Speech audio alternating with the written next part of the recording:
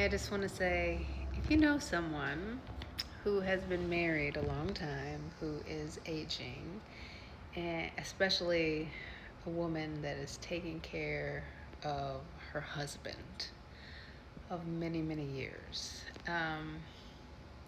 check on her, help her out, lighten her load.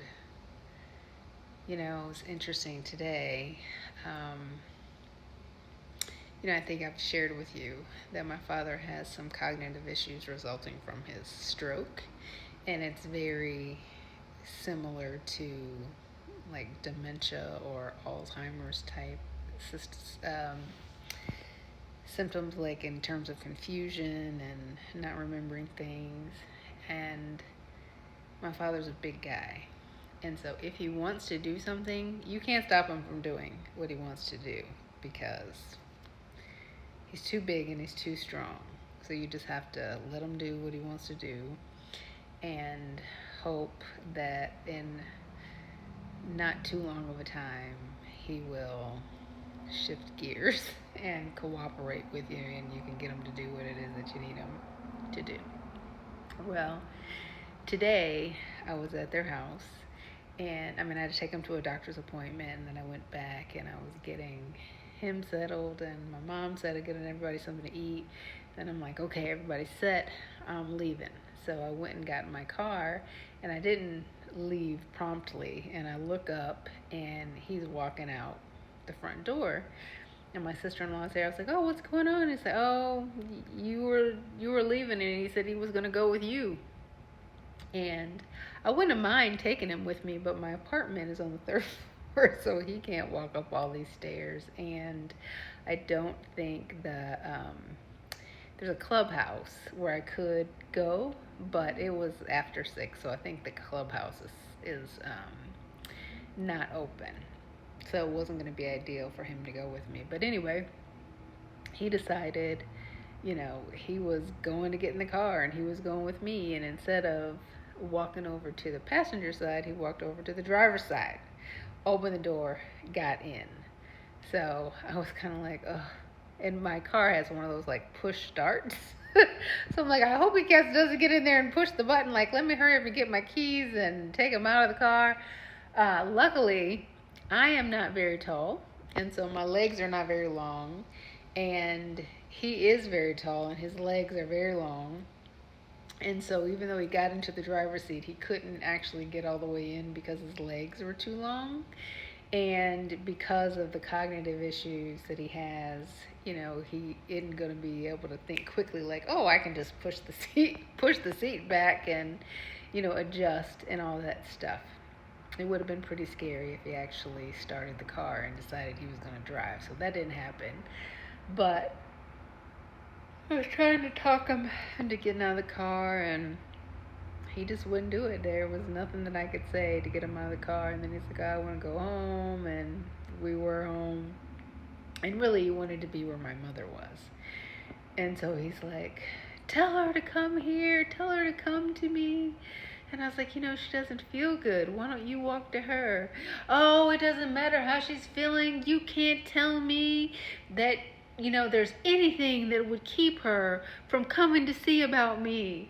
Have her come and see me. So we called her on FaceTime, and she's like, okay, I'm coming. And then I was thinking, okay, she said she's coming. Maybe I can convince him to meet her halfway.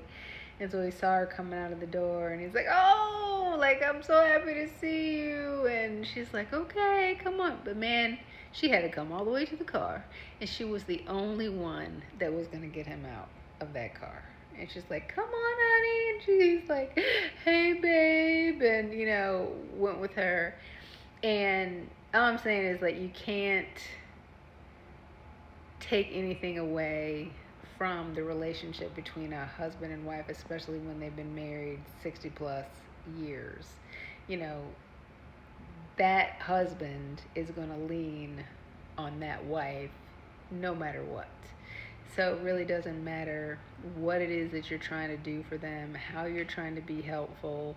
There's always going to be this responsibility that they have and things that they have to do to take care of the partner even when they're not feeling good themselves. So if you know somebody that's in that situation, do your best to be loving and kind and supportive, and ask them, is there anything I can do to help you? Is there anything I need?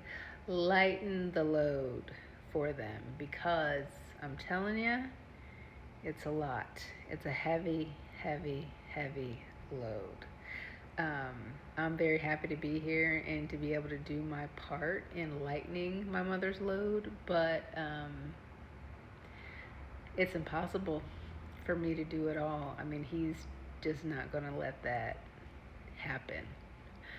We can try to distract him, but that's kind of the best that we can do.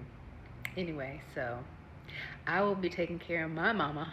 I will be doing my best to lighten her load, and I hope that if you know of anybody that's in that situation, if you've never been through it before, you may just not know how difficult and challenging or stressful it can be, and how heavily it weighs on you.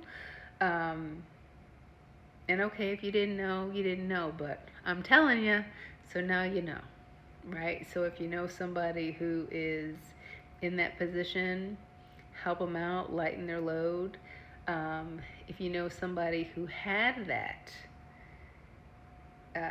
responsibility and who did it primarily by themselves, and maybe, their partner's no longer here anymore,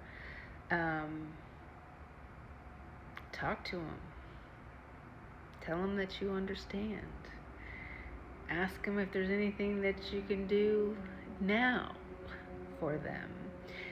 Because I just can't imagine what it would be like to go through that by yourself. I would think that it would not be good. I think it would be very difficult. Very, very difficult.